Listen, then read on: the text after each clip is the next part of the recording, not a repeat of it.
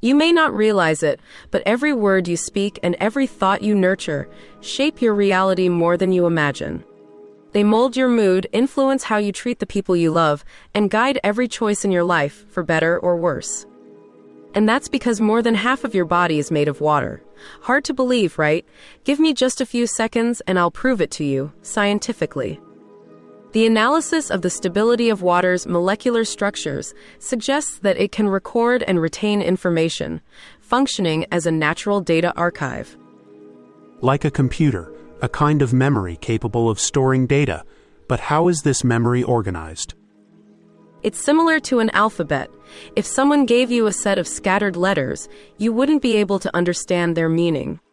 The molecular structure of water is its alphabet, and it is up to us to construct a sentence with it, modify it, and rewrite it. I have always wanted to show people that the world is far more mysterious than we believe. Science has made great strides in studying physical reality, yet some phenomena continue to defy explanation.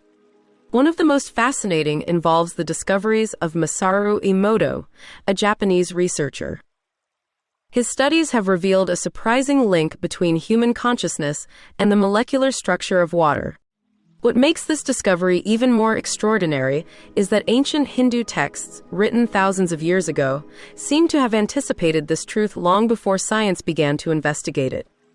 Could it be that ancestral wisdom holds knowledge of reality that we are only now rediscovering? Masaru Emoto dedicated years to examining the effect of human consciousness on water. His experiments were simple yet revolutionary. He exposed water samples to different words, sounds, and emotions, then froze them and observed their ice crystals under a microscope. The results were incredible. Water exposed to words like love and gratitude formed harmonious and symmetrical structures. In contrast, words like hate and anger generated chaotic and fragmented crystals.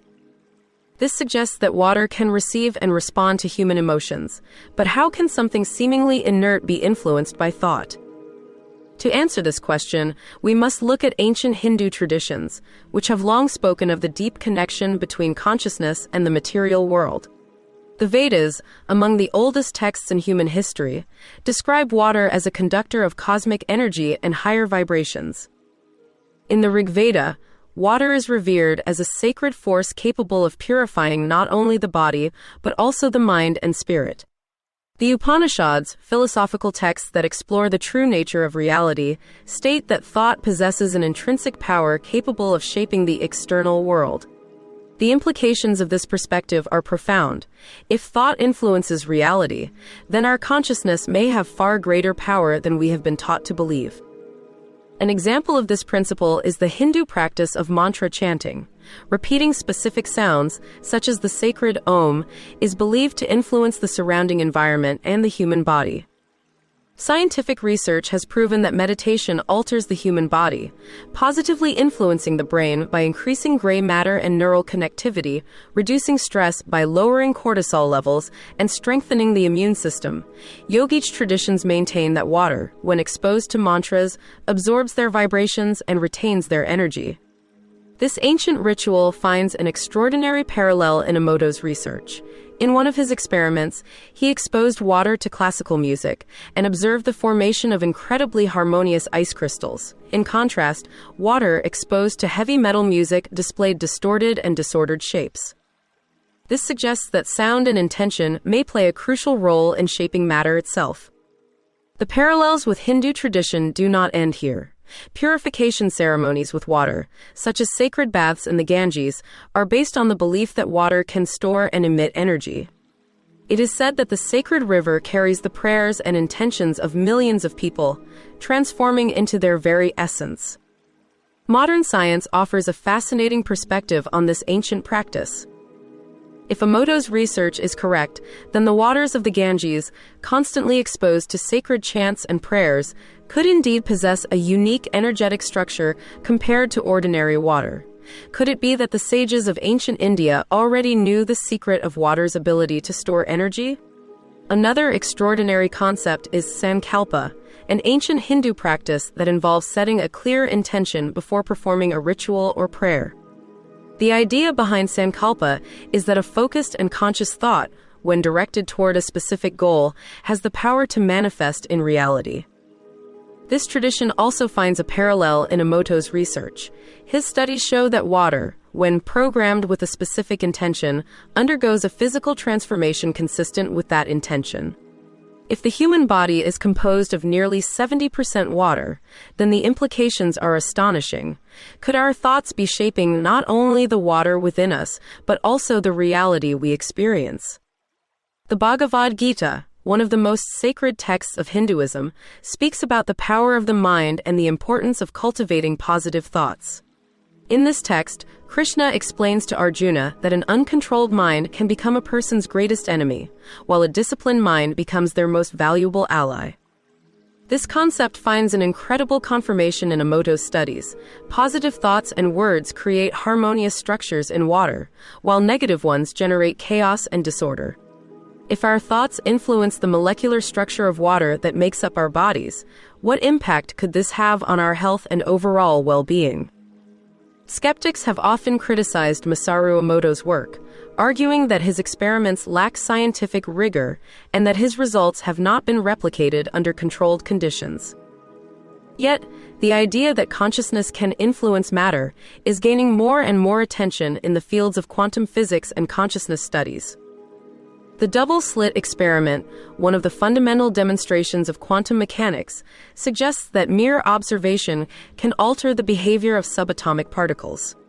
This concept aligns perfectly with the view that reality is not independent of consciousness, a belief that Hindu philosophy has upheld for millennia. Another key element is the concept of akasha in Hinduism, often translated as ether or cosmic field.